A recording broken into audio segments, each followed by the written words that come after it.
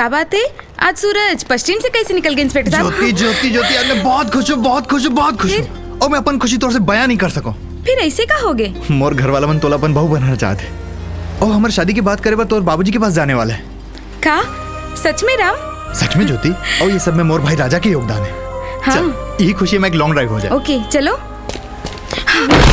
साहब मोला बचा लो, मोला बचा लो साहब, वो गुंडा मना मोला मारना चाहते साहब। मैं हूँ, आप चिंता जन करो। इंस्पेक्टर छोड़ देला, ये मोर शिकार है, मोर हवाले कर दे। और नहीं करो तो नहीं कर तो चला रे।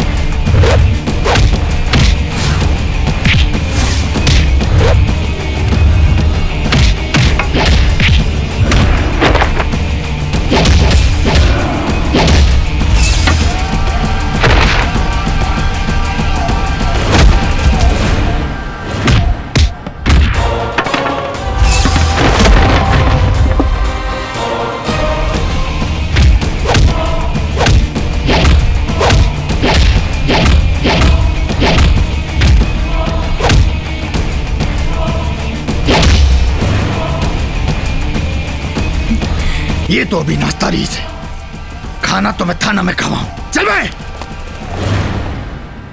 एमन का खवाना है ये मोर जवाबदारी है इंस्पेक्टर राम।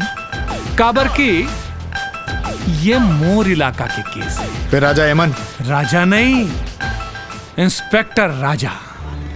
काबर की रिश्तेदारी घर में, अभी मैं ड्यूटी में हूं तो यहां इंस्पेक्टर राजा शर्मा।